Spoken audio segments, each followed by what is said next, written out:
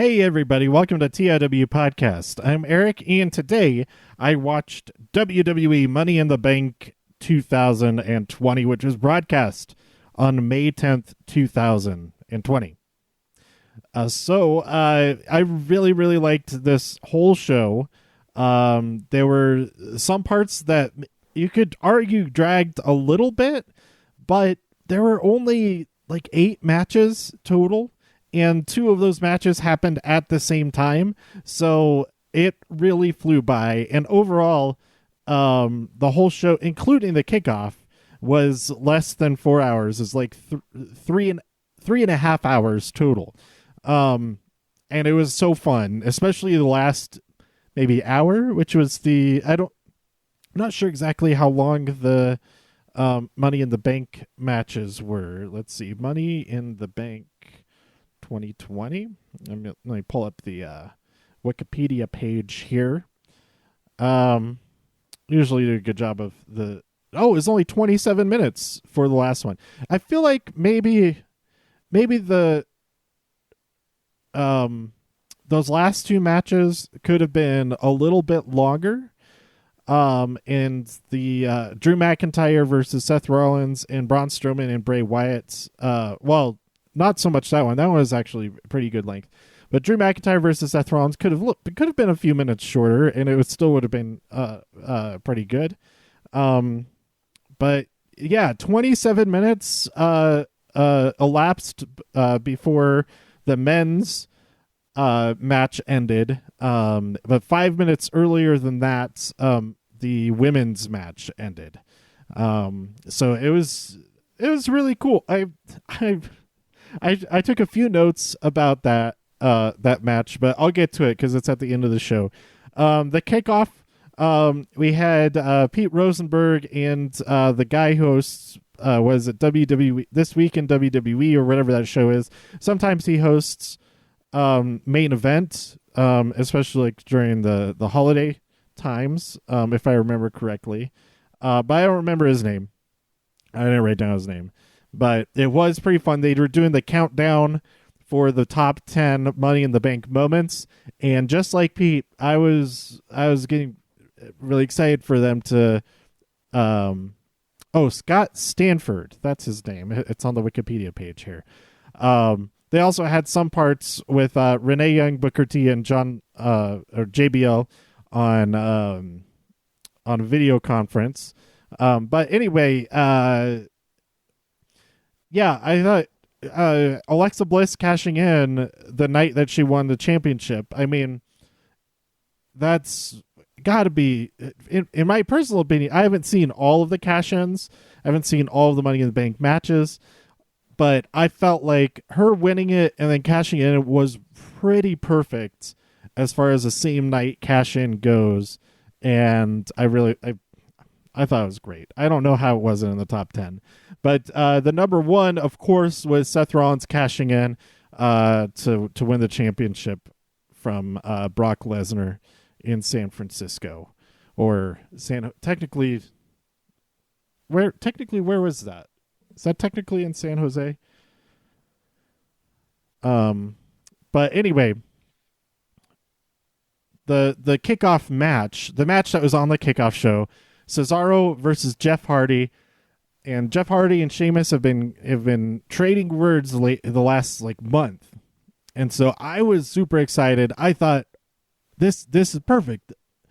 The bar is going to get back together, like during this match or after this match. Sheamus is going to be involved somehow, but that did not happen. But perhaps the seeds were planted.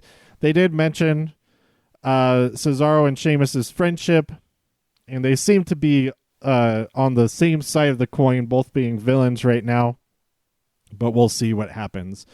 Jeff Hardy won that match via Swanton Bomb, and this match is, because it was on the kickoff, it is on YouTube to watch for free, so go check that out if you are interested. So that brings us to the show itself. We had the opening match, the Fatal 4-Way Tag Team match, which requires tags, but also there's no disqualifications. So why do you need... If it's no DQs, they mentioned it a few times, especially when Jackson Riker was getting involved. If there's no disqualifications, then you shouldn't have the tags either. It should be a tornado tag team match. I don't know. I don't like the tags to only two legal team members or two people in the match who are legal in a 4-way match. I don't enjoy it. Make it 4-way, or if you have tags, have one member from every team in there at all times, and they can only tag out to their partner. Tagging in to a different team is like so goofy. I think I didn't really notice if that aspect of it played into it. I just noticed that there was a lot of fighting go on between the people who are not the legal members of the team. Same thing I was talking about with the SmackDown episode, the 8-man tag team match. Lots of fighting. This may as well have been the 8-man tag team match again, because of all the action that was taking place really was between the people who weren't the legal competitors. But anyway, I was not expecting the New Day to win. I thought the Forgotten Sons were going to win by pinning either Miz or Morrison, most likely Miz, but none of that was most likely because Big E pinned Grand Metalik. So my predictions were completely wrong, and the New Day continues to be the champions. In fact, skipping ahead, spoilers for everything, no championships changed hands on this show. Yes, there were only 4 championship matches, but still. Could have had one championship change. And it seemed like it was most likely would have been the SmackDown Tag Team Championship. But we'll see what happens next. As I say about everything, the only non-title match, other than the ladder matches, on the main card was up next. We had MVP versus R-Truth. R-Truth tried to give him some lessons on ballin', saying, "Have you ever scored 6 points?" And then, shooting some. It was goofy. But it was pretty fun. And Lashley appears to take MVP's match into place. MVP's like, I'm taking the night off. He can take care of this. And then R-Truth's like, well, I'm going to take the night off too, and tries to leave. But Lashley, the match happens, and Lashley destroys him. Also, I forget when this happened. I think it was earlier on. It may have happened after this. I think it would make sense if it was earlier on. But R-Truth is... he wants to go. He misses. No, it did happen afterwards. He was lamenting his long lost friend, the 24/7 title, and he said that he's going after Tom Brady to get it back. Of course, Tom Brady doesn't have that championship. Rob Gronkowski does. So we might see R-Truth try to attack Tom Brady sometime in the next couple of weeks. He's like, what are you doing? Like, aren't you the 24/7 championship? 24/7 7-Eleven European champion? Then we had Bayley versus... yeah, that match happened. Bayley versus Tamina. Let's see. Before they go out there, whoever's doing the interview, I can't remember if it was... I think it was Charlie. No, it wasn't Charlie. It was the what's her name? Kayla. From the Bump. She tried to ask Sasha a question. Bayley says like, "What are you? I know what you're trying to do. Don't even start." And then they just make their entrance. This match is really fun. I was a little bit disappointed that Tamina didn't win, because that would have made it even more fun for me personally. But Bayley did win after a roll up, because Sasha is getting was interrupted Tamina's sequence. She was about to win. She had a great super. I think it was a super kick into a Samoan drop. Or it might have been a super kick was involved. She was definitely going to win, but then Sasha was being annoying and drew her attention. And Bayley got a roll up. Afterwards, Sasha and Bayley attack her, and she was pretty mad that she caused Sasha to break her heel. So that's the main reason that Sasha did not turn on Bayley yet, was that she was too mad about her shoe being broken. I guess. I don't know. But anyway, there's a moment when Bayley, after taking a couple little sips of water, just splashed water on Tamina's face. It was pretty rude. But Bayley is still a champion, and unfortunately, there wasn't very many good photos of Tamina from this match on the not official photos.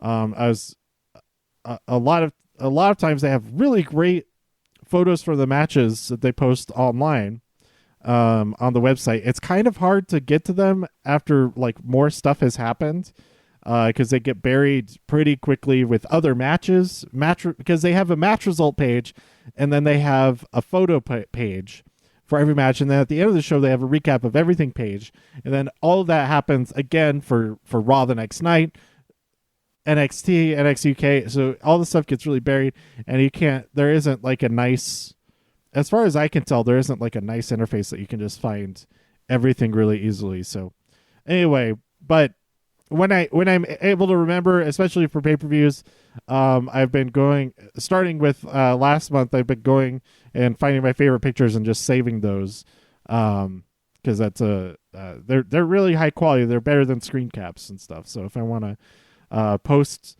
about in chats, post about specific things, or just share those photos, it's a great way to do it.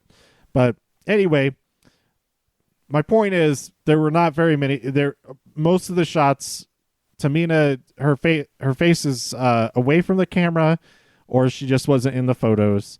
And then the couple of them where her face is there, she's like on the ground or having water splash her. That was the best photo of her in there. It's the funniest one for sure. But all the really good photos were of Sasha and Bayley from that match. This is only one of two women's matches, but the other one was the ladder match, so that was fine. No women's tag team title match. I think that was okay. As long as we get to see them fight, defend those championships sometime in the next couple of weeks on SmackDown. Hopefully that's the case. The next pay-per-view would be Extreme Rules in June. No. Would it be Extreme Rules? Or would it be the other one? I can't remember. They had started to sell tickets for it already. Money in the Bank would have been in where was Money in the Bank going to be? I don't even remember now. Maybe it says on the page. Let's see. It was going to be in Baltimore. That's right. Baltimore is kind of a pain to go to from here, but anyway, I really enjoy it at home. And if it was the same length, it was still in a live show. Well, it would have been very different. We wouldn't have had the corporate headquarters match. So I think, I don't know. Alternate universe speculation. Up next, we had Bray Wyatt versus Braun Strowman for the Universal Championship. I really enjoyed that the puppets appeared to cheer on Bray, especially, at first it was just Huskus, but then all of them came out when it seemed like they were successful in bringing Braun back home as the black sheep. But Braun was just fooling them. He was pulling the wool over their eyes by pulling the wool over his eyes for a moment. And he ended up defeating Bray Wyatt via power slam, because Bray was just devastated that he had been tricked, that Braun wasn't really back with them. So now the Fiend is mad for sure, and Braun's going to be really screwed fairly soon when the Fiend gets his hands on him. So that'd be pretty cool, I think. Um, we had a short video of the hacker who said that everybody wants to know who they are, and they say that the hacker is everywhere. So it could be a bunch of people. It could be like anonymous. That it is like you have one person who's like the face, non-face of this movement, but it's actually a whole bunch of them. All the people who are not haven't been on TV in a while. It could be like all the people that people are speculating that it could be all of them, and it could be more than that. It could be everybody who's jealous of people having friends. That's why they want to break up all of the friendships. Apparently, I don't know. Then we had Drew McIntyre versus Seth Rollins. Seth has some new music. This is for the WWE Championship. I thought it sounded like a remix. Somewhat. I mean, I get why it does, because Bayley's music sounds like kind of like like it has the choir and stuff and that sort of thing, the choir sort of sound. But my initial thought was like, oh, Seth has a remix of Bayley's music for his new entrance music. But Burn It Down is no more, at least not for now. Byron, this is the first time I heard this this catchphrase, "Talk less and Claymore."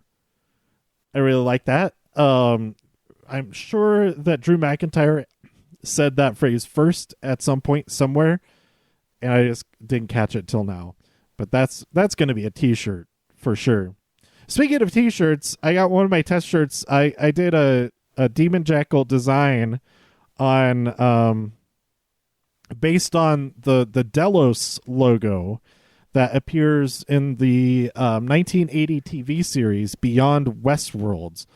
So if you those of you who listen to the podcast for a long time probably know that I friggin' love Westworld, especially with after season 3 just aired. And while I was waiting for the finale, I bought on iTunes Beyond Westworld, and I only watched the first episode. But as I was watching it, I saw whenever I saw that logo, I was like, oh, that's such a great logo. It's so retro and all that. So I recreated the logo. At first, I recreated the Delos logo. But and then I changed it up, used that to work from to make a Demon Jackal logo. So that is not available on the website yet, but I did some test prints, ordered some test prints from different sites with the purpose of deciding which print on demand service that I would go with for selling the shirts. You can buy it. It is on my Spreadshirt shop, so I think it's demonjackal.spreadshirt.com or something like that. And then I also have it on Streamlabs, but I don't know the address for that. But if you search for it, if you search Demon Jackal Beyond, you might be able to find it just on your Google search engine interface. But anyway, talk less and Claymore, that's going to be a shirt for sure. A shirt for shirt. Yeah, I enjoyed this match. Like I said, it was maybe a little bit long. This is the only match that I really felt that during. It was almost 20 minutes long. But there is a great sequence where Seth hit the superplex off the top and then went to the Falcon Arrow. I don't think we've seen that combination. I feel like we haven't seen that combination in a while. But Drew kicked out of that. He also kicked out earlier. He kicked out at 1, which was shocking to Seth and everybody watching around the world, I guess, maybe. But eventually, Drew McIntyre hit the Glasgow. He also kicked out of a curb stomp. But eventually, Drew hit the Glasgow kiss. But then he was hit. How did that go? He hit a Glasgow kiss. Seth hit a super kick, and as Seth went for the, I think he was going for the rising knee strike, running off the ropes there, but Oh, he might. I don't even remember exactly what happened. Maybe they both went off of the ropes, but Drew McIntyre went right into a Claymore after he went off the ropes and got the win. And he offered a handshake. He said, "Thank you, I needed that." And Seth is like kind of confused and kind of mad, but he eventually did shake his hands. So we'll see how things shake out. How things handshake out tonight on Raw from the aftermath of that. Oh, here, I did write down this. It was after this match. R-Truth was interviewed and said that he's going to go after Tom Brady. Then we head to the WWE corporate headquarters. All these matches so far were at the Performance Center in Orlando. Corporate headquarters in Stamford, Connecticut. They tried a lot, like with the animations of the building, and then also the transitions of the exterior shots. They faded between the same couple of shots a couple of times to make it look like the building was like really, really tall. The building is maybe like 6 stories. That's still tall enough to die if you fell off the top of it, but still, it's not a huge skyscraper, is my point. But anyway, both the women's and the men's matches happen at the same time. They started in different locations. One started in like the fitness room, and then one started in the lobby. The women started in the lobby. Asuka got things started by climbing up onto the second floor right away and then jumping onto everybody. I thought, well, if you're already on the second floor, just keep going. And they're behind you. They can't catch up. But she went for the elevator. Nobody else was able to get to the elevator in time. It must have been the slowest elevator in the world, because like 5 minutes later, she got off on the second floor while everybody was brawling through there. And then, so the elevator usage wasn't the most realistic timing-wise, but it did add some fun, and it allowed, because only a couple people used it anyway. And, and the moments that interacted with the elevator were really fun. There were a few cameos that happened throughout the match as people passed different parts of the building.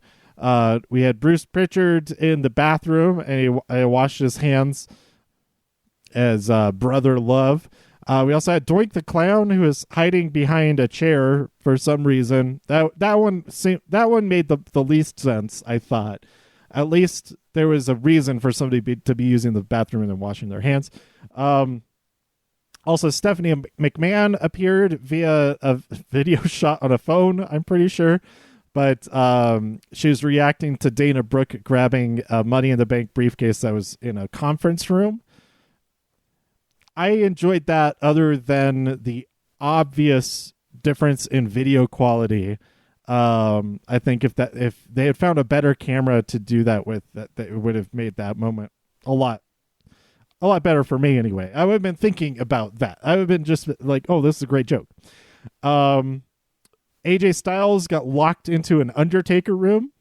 I'm not sure. I think that room has been established as existing before for some reason. I don't remember why, but also it made me think of there's an episode of something where they come across a room and Corey Graves is sleeping in this really small just office space, and there's just a little bed in there. I think it was during the R-Truth and Carmella vacation that they won, having won the Mixed Match Challenge, the second season of that. I think that's when we saw that. That's what this room reminded me of. They might have also come across this room before in their tour. It might have been a separate room that they already knew about. I don't know. Maybe I'll go back and watch that. It would be pretty funny if that's the case. If that is the case, then that's some great continuity. But AJ Styles, he's having all these flashbacks, PTSD from the Boneyard match. I really like that. I thought it would come back towards the once they got up onto the roof for whatever reason, but that's okay. We got just a little taste of it, and that was still fun. There was a food fight. Everybody was involved in the food fight. I was trying to figure out, so I had to go back and watch again because I was trying to figure out what happened to Shayna, because Carmella got powerbombed through a table. She was taken out of the match during the food fight. Dana Brooke slipped and fell, and like it looked really painful, running past a custodian who had been mopping the floors. And then she was out for the rest of that. And she has experience with slippery floors, and it's a shame that her previous brethren from Titus Worldwide weren't there to help her out, because Apollo in the past he like wiped down the entrance ramp to make sure that Titus wouldn't slip and fall like he did at the greatest Royal Rumble. But yeah, she did slip and fall, hit her. It looked like she hit her head. It looked really painful. Like that, slipping and falling on a hard floor like that looks more painful than most things to me.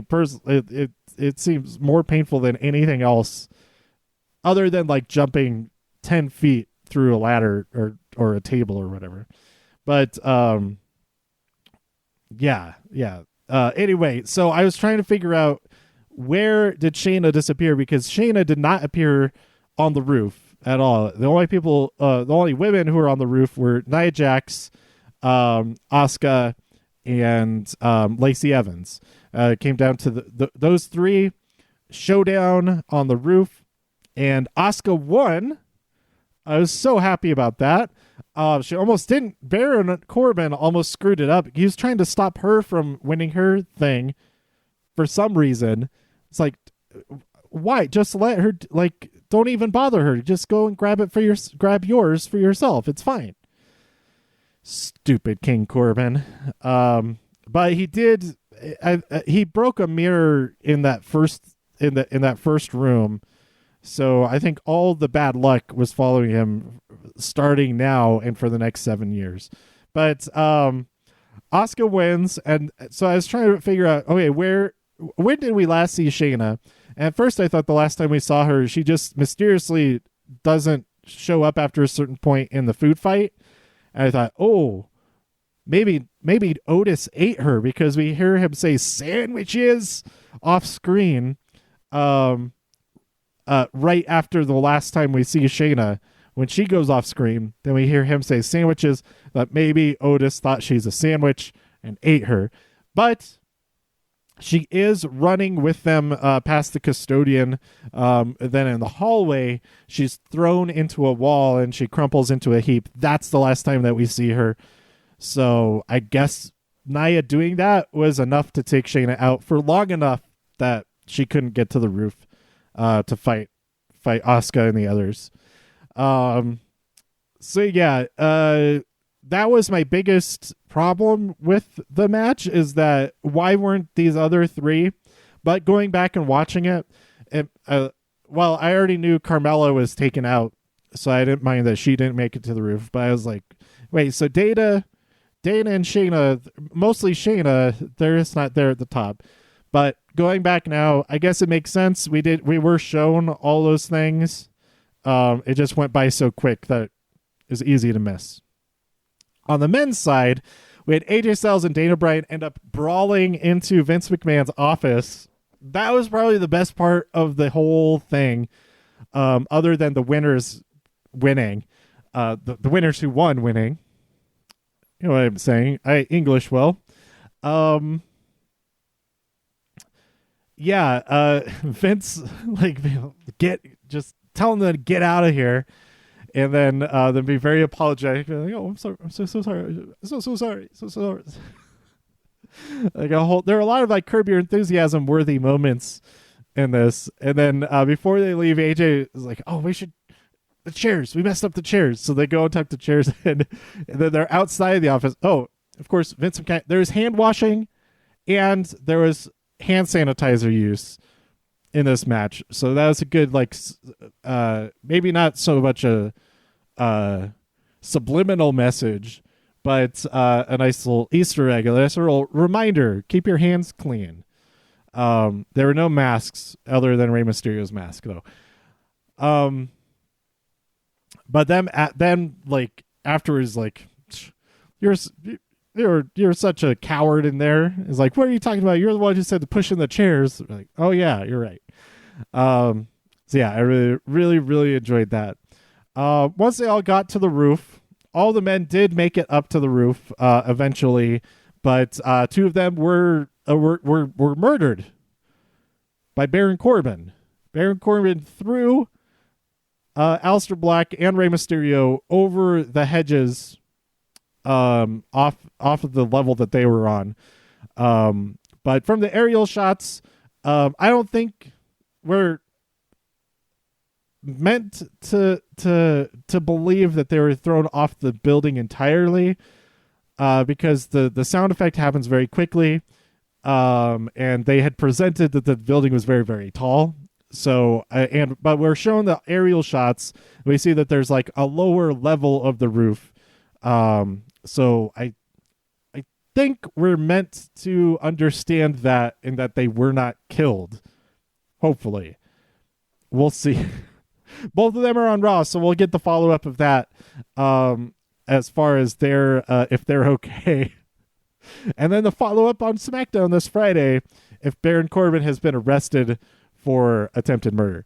But that's how they were taken out. Daniel Bryan was kind of taken out right before the win happened. Baron Corbin, AJ Styles on the ladder. They get the suitcase off of the hook, but they both have their hands on it. Baron Corbin gets taken out. He falls off, but AJ Styles, he fumbles the briefcase, and Otis, who is standing there on the floor, catches it and holds it up. The bell rings. He's announced as the winner. So I think there's that's incredible. But I think there's a lot there for Baron Corbin and AJ Styles to contest and say, we want a match to challenge this. We should have that champion, have that contract. Not we, but one of us. Each of them would be arguing for themselves to be the rightful winner.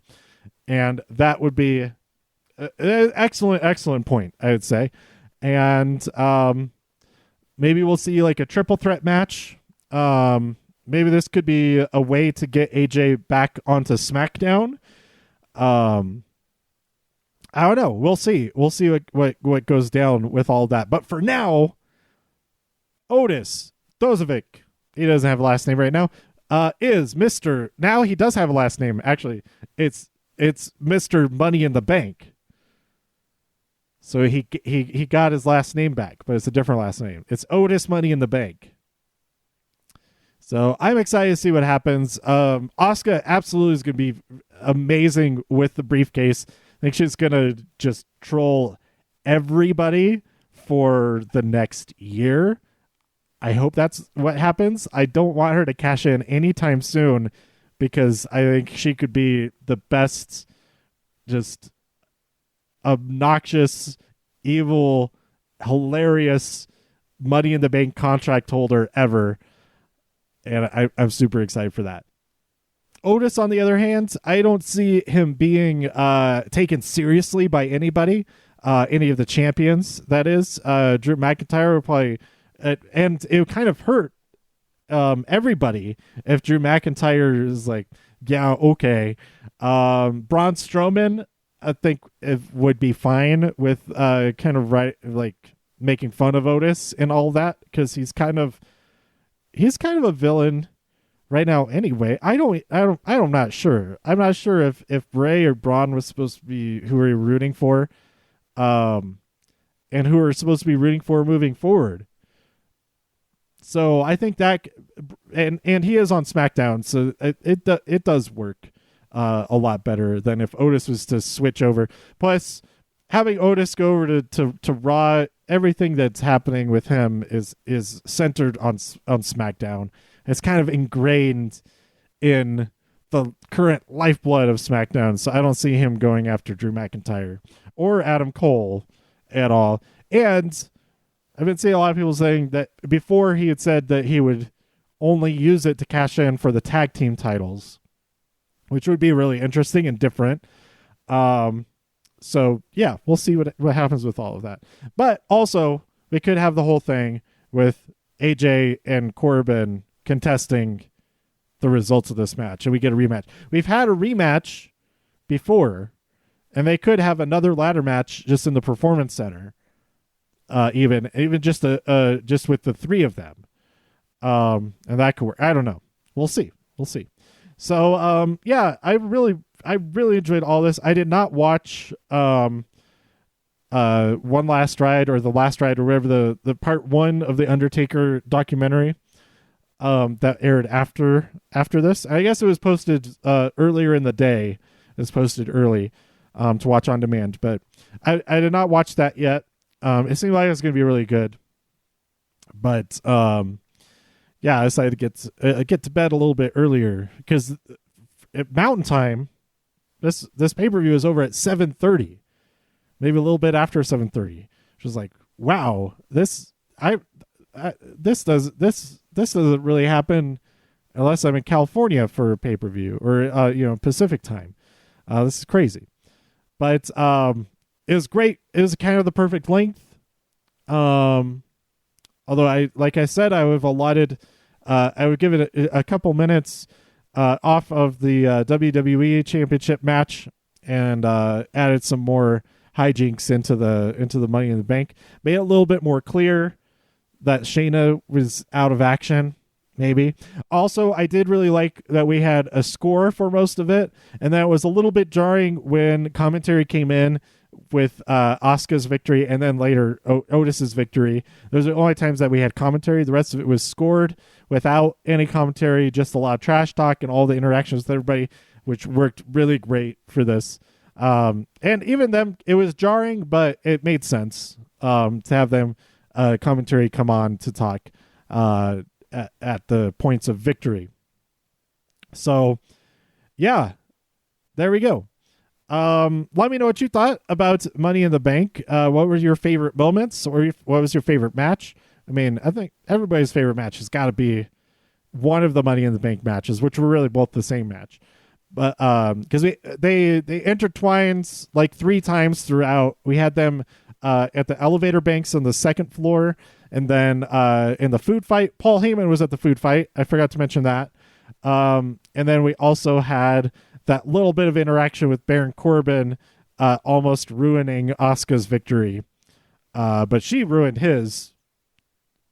He brought it upon himself. He could have won right then too, but he's a dummy, or he just has really bad luck. And then he went and murdered a couple people. So anyway, let me know what your favorite moments, what your favorite matches were, and by tweeting me at TIW Podcast. Go to TIWpodcast.com for more reviews. If you enjoyed this episode or anything else on the site, please share some links with your friends. Subscribe on iTunes, Spotify, Stitcher, YouTube, wherever you like to listen. Stay safe, healthy, and happy out there in all the infinite multiverses. And I'll see you next time here on TIW Podcast. Bye.